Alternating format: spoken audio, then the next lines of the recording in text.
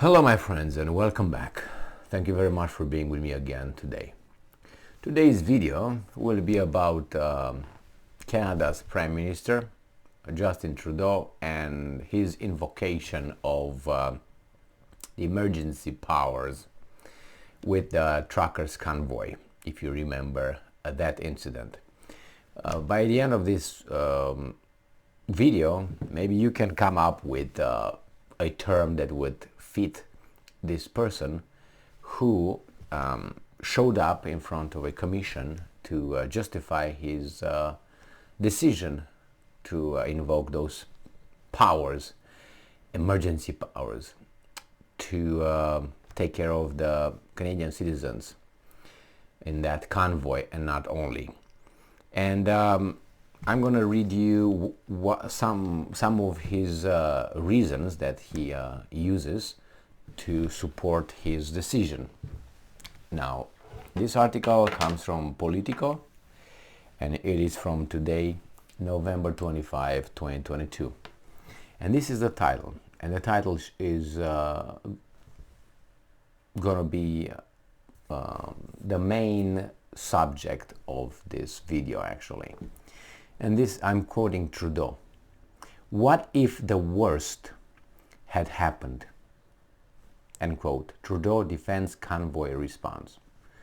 So Canada's Prime Minister says he is serene and confident in his decision to invoke never before used emergency powers to end a protest of pandemic public health measures that occupied the nation's capital for 3 weeks last winter.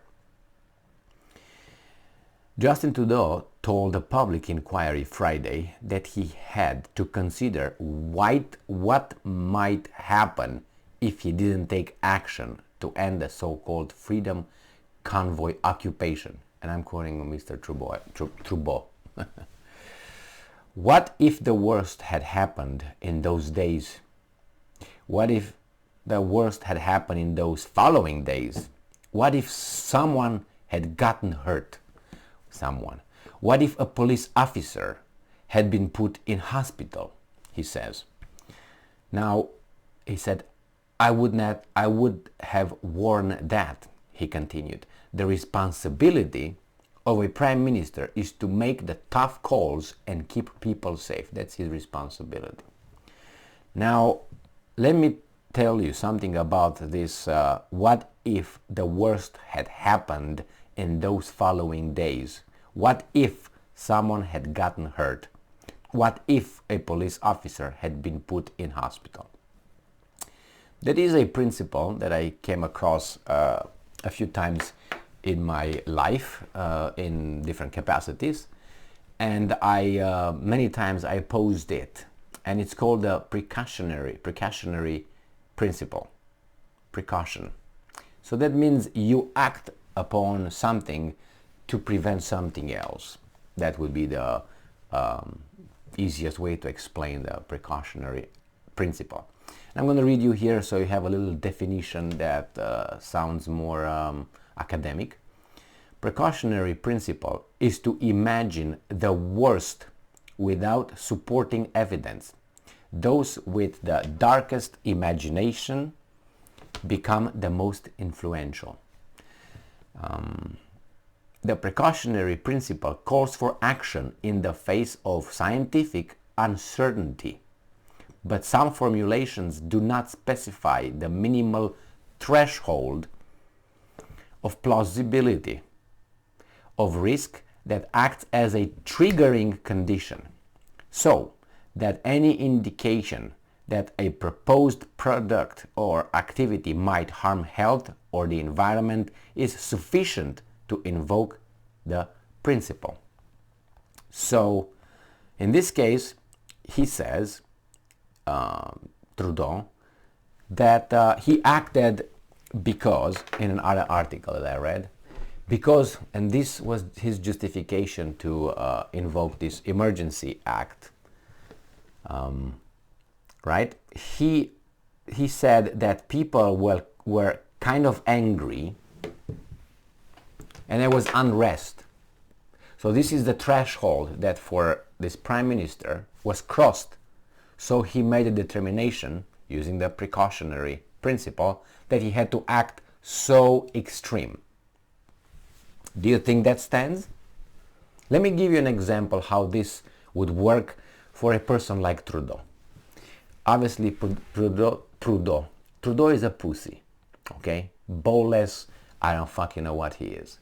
Anyway, he's not even intelligent. You can tell by the way he acts when he's asked a question and he has to think about it, and he's never been asked a question before. And how he acts in public when he meets other leaders. He's not confident whatsoever. Why? Because he knows he's dumb. He knows. Now, let's say you walk down the street and it's evening.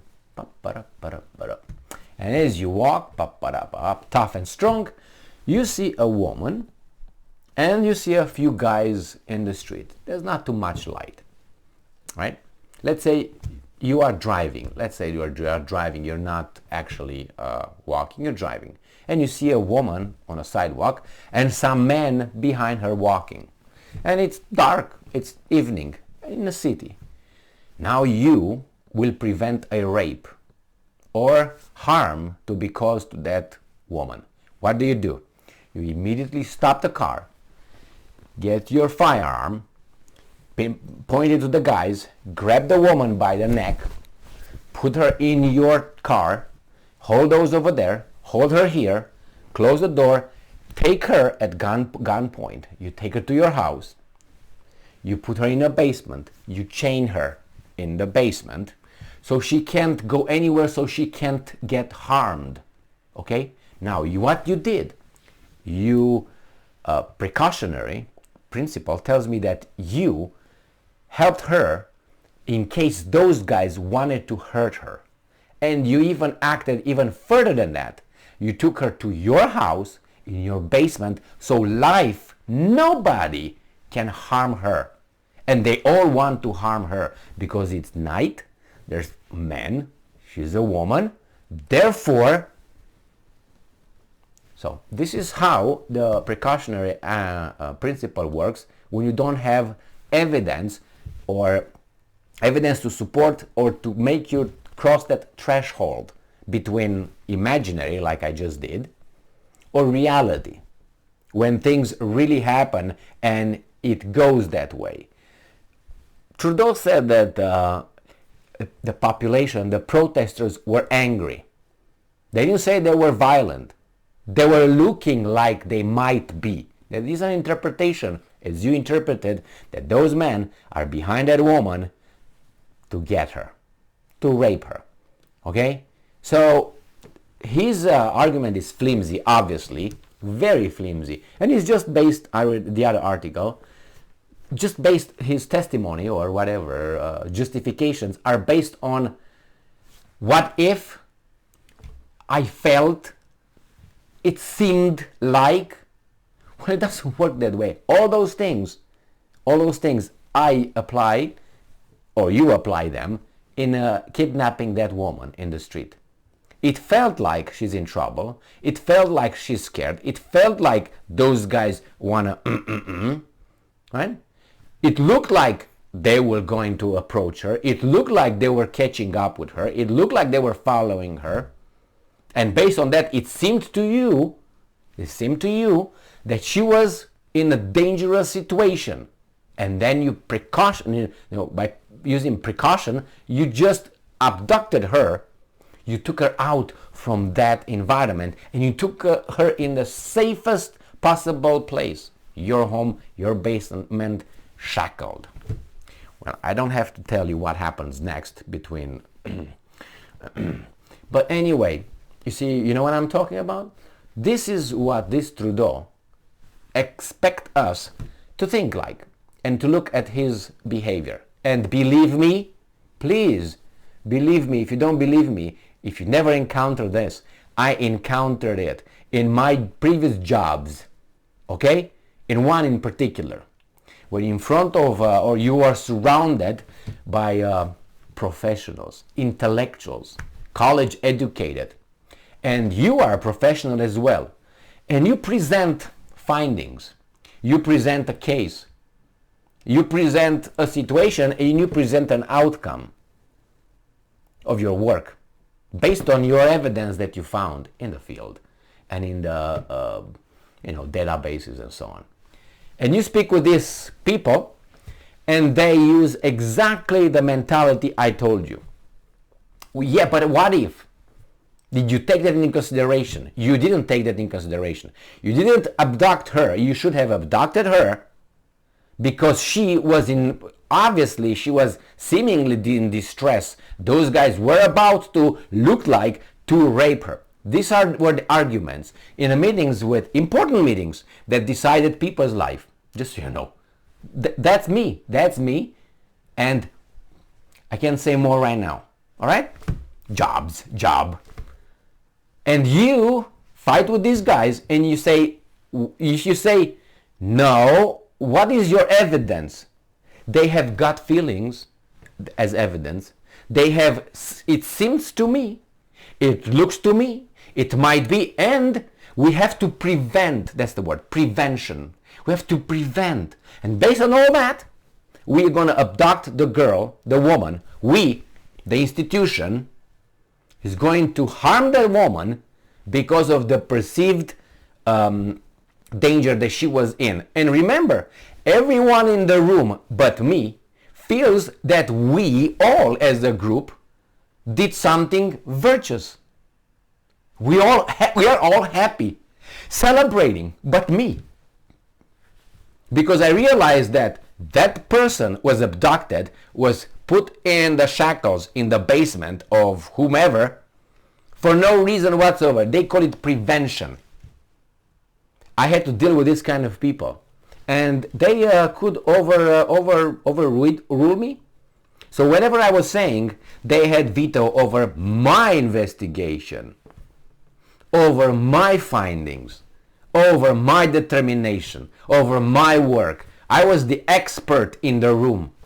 I knew everything about the situation more than everybody over there. And they used this kind of argumentation, precautionary principle, to override me, overrule me, veto me, and make a decision for me. Many, many times. How would you feel about it? Then you say, okay, fuck it, let's go. Next, all right. You're not gonna fight with idiots. And remember, these guys that I dealt with were people with authority. They were not foot soldiers. No. They were higher echelon of management. And how in the fuck they are thinking that way? What does that tell you? So Trudeau has his base very big and thick of people like him that would not see anything wrong with whatever he says about feeling that, seeming that, and all that. He will use it, and people will really believe that because that's the way they think. That's the level. That is the level. And this guy is a prime minister of a country. Those guys were, I don't know, program director, this and that, manager that, supervisor that, this. That's it. Of a big department. This guy is a prime minister. And he thinks that way. I know he thinks, he did this for other reasons, which I can call them criminal. Because once you do this for that, the threshold is like a, I don't know how to call it, when you do it the first time. Once you did it, you can't go back. You go more and more and more. You're going to have more sex and more sex and more sex. And everything is going to be easier. Let's put it this way. The same here. Once you do it the first time, the next time is going to be easier. The third time is going to be easier and easier. So Trudeau, this is just a ice-breaking situation. Next one could invoke it for, I don't know, something even more stupider. Anyway, find what term would fit Trudeau for this. Okay, mine is a below 86 IQ, bottom feeder, weasel, I don't know, idiot, maybe criminal, all of the above. Thank you very much for being with me again today. Stay strong, stay smart, look for the truth, and be just.